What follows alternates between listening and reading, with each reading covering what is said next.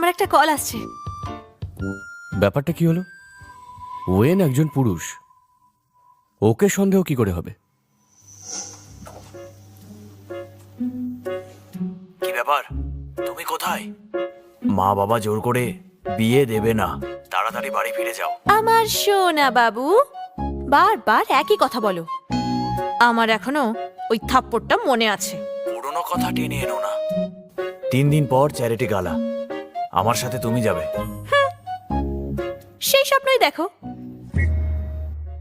Mister জি, আমি সব জায়গায় খুঁজেছি, মিস ওয়েনের কোনো সন্ধান নেই। এমনও হতে পারে যে সে আদৌ আসেনি। অসভ্য মহিলা একটা, আমাকে আবার ঠকালো। মিস্টার জি তো বললো সে নাকি এখানে আসবে, কিন্তু কোথায় ও? ভয় পালিয়ে গেল নাকি?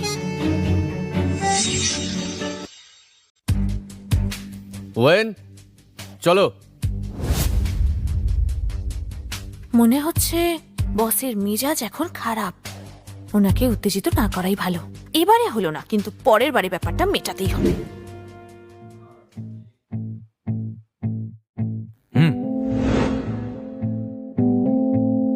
ওহ বাবা, আর কতক্ষণ দাঁড়িয়ে থাকবো? পারছি না আর আমি। ধ্যাৎ, কতক্ষণ কিছু না বলে দাঁড়াতে হবে। স্যার, আগামীকাল খুব গুরুত্বপূর্ণ, আর তার চেয়েও বেশি আপনার স্বাস্থ্য। আপনি বিশ্রাম নিন।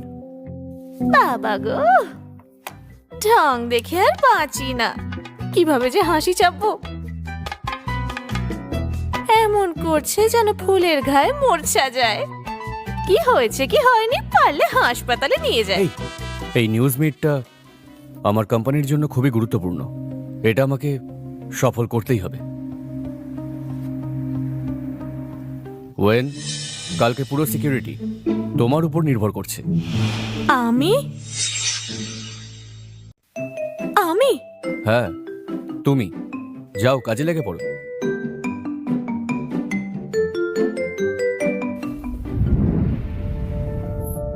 শুনুন, হাউচেং গ্রুপ শুধু একটা কভার আপ কোম্পানি মাত্র।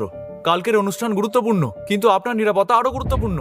ওয়েনকে এই ভারটা দেওয়া আদৌ কি ঠিক হতে চলেছে? ওয়েন নিকোলাস আর জিলির সাথে আছে কিনা সেটা কালকেই জানা যাবে। কাল সংবাদ সম্মেলন। জিলি কিছুই করতে পারবে না। আসলে ওয়েনের উপর নজর রেখো। আমার মনটা বড় কু ডাকছে। যদিও জানতো আপনি এই শহরের 3য় সেরা মাস্টার, তবে ওদের বারবার আপনার ক্ষতি করতে প্ররোচিত করতো না। আমার পরিচয় গোপন রাখতে হবে যতক্ষণ না আমার মায়ের রাখা স্মৃতিচিহ্নটা পাচ্ছি। জি পরিবারের সাথে আমার সম্পর্ক নেই। আমি আর তাদের সাথে আটকে থাকতে চাই না।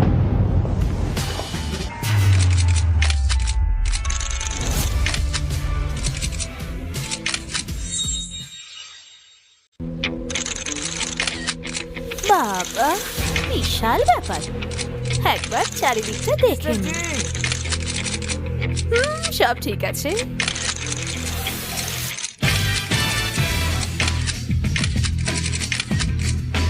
আমরা শুনেছি যে হাউসিং গ্রুপ শক্তিশালী থার্ড মাস্টার দ্বারা সমর্থিত। স্যার, কিছু বলুন প্লিজ। মিস্টার জি এদিকে। মিস্টার জি একবার। মিস্টার জি, আপনার বাবা আপনার ভাই জি লিকে উত্তরাধিকার করার কথা ভাবছেন। আপনার আর ওনার মধ্যে কি কোনো রকম মতবিরোধ? এই কি করছেন? যদি আমাকে কিছু করেন তাহলে কিন্তু আপনি রেহাই পাবেন না। উইনচেস্টারকে ভরসা করো তো, এরকম ব্যবহার করো না। জেনে রাখো, সেকেন্ড ইয়ং মাস্টারের একটা কথাতে এই ছোট্ট কোম্পানিটি বন্ধ হয়ে যেতে পারে। উনি এসব কি বলছেন? ইচ্ছে করে স্যারকে উত্তেজিত করছে। এটা কি কোনো প্ল্যান, কোনো উদ্দেশ্য আছে কি?